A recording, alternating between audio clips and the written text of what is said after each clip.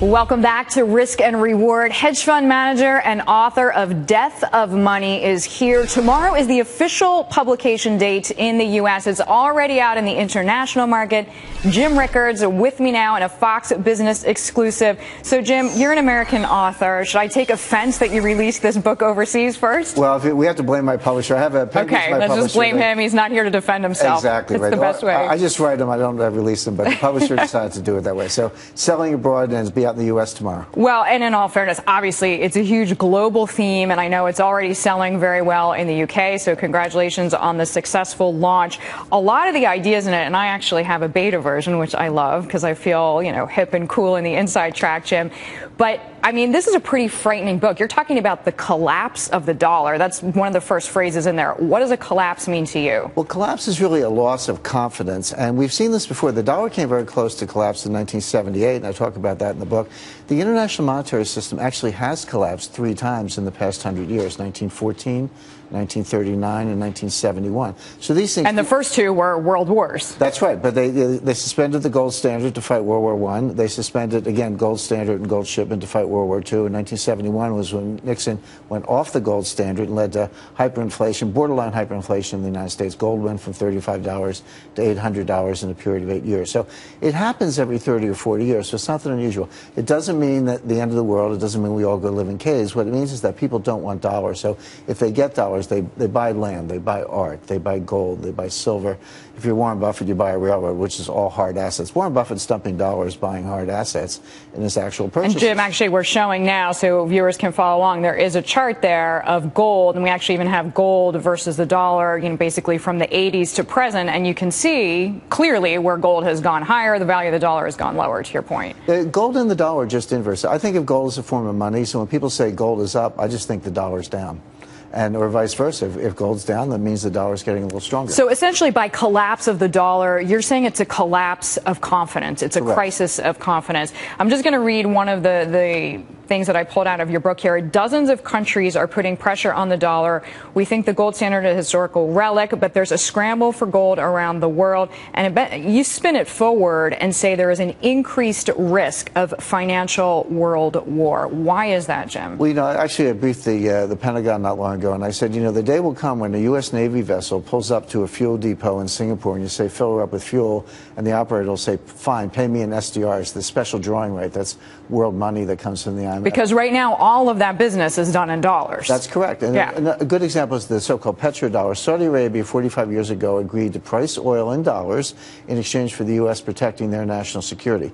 The U.S. stabbed Saudi Arabia in the back last December by anointing Iran as the regional hegemon. So Saudi Arabia feels betrayed.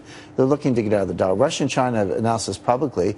They're all tired of this hegemonic dollar. Yeah, so basically you're saying other countries are looking for a way to get revenge on the U.S. The easiest way to do that is to just say, yeah, we're not going to do business in dollars anymore. Correct. Now, it's not easy because if you have reserves, you have to invest it in something, and the Treasury market is the largest pool of investable assets in the world. So it's not an easy thing to do, but these are all straws in the wind. We're moving in that direction. And I know you mentioned your work at the Pentagon, and that was really your first book called Currency Wars, was this kind of war game scenario. What if another country does just what you said, either creates another currency or finds another unit? It's a good point, teacher. In 2009, we did a financial war game, first ever financial war game for the Pentagon. And we had a scenario where Russia and China acquired gold and said, we're only going to price our exports in gold-backed currency.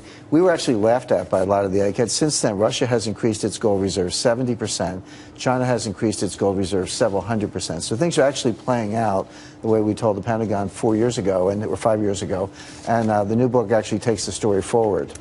I want to go to this idea of a cyber financial attack, because you're not the only business leader and really pioneering mind thinking about this. We had Raj Cohen on, senior chairman at Sullivan and Cromwell, on Friday, and I actually asked him, what is the thing that keeps you up at night? Here's what he told me. I think there is a definite threat out there, not only from the private sector hackers, but I'm even more worried about state-sponsored terrorism and state-sponsored attacks on the United States. And meaning through the banking system. Exactly, through the banking system. So that's Raj Cohen, and very few people know the financial system in this country or in others as well as he does. You've told me before cyber financial attacks are the new nuclear weapons, right? Cyber is a worry. Financial attacks are a worry. Imagine combining the two. You can actually, and by the way, this is one reason U.S. sanctions on Russia will not go very far, because Russia can escalate, unlike Libya or Syria, places like that. And Russia's already said, if we did serious things like freezing Putin's assets, they could actually close the New York Stock Exchange with their hackers. August 22nd, 2003. Wait, Jim, hold on. You say if the U.S. made such a bold diplomatic statement, the NYSE would be closed. They're capable of that. August 22nd, 2013, NASDAQ was closed for half a day. We've never had a credible explanation as to what happened there. What about just a bug in the machine, high-frequency traders? Why haven't they told us that? Why haven't they solved the problem? But the point is, Ukrainian hackers, Russian hackers, they're capable. Now, our hackers are also capable of it. But they closed down the New York Stock Exchange. We closed down the Moscow Stock Exchange. Who wins? Obviously, they win because we have more to lose. Nobody wants to go there. This is the new mutual assured destruction. I call it mutual assured financial destruction.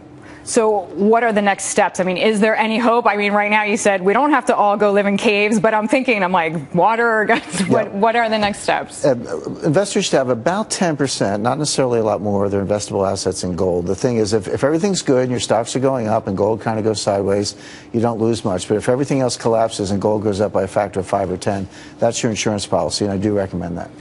Jim Rickards, always great food for thought. Congratulations again on the book. Thank you very much for making it a first on Fox Business and an exclusive. Jim Rickards joining me there, hedge fund manager and author of The Death of Money.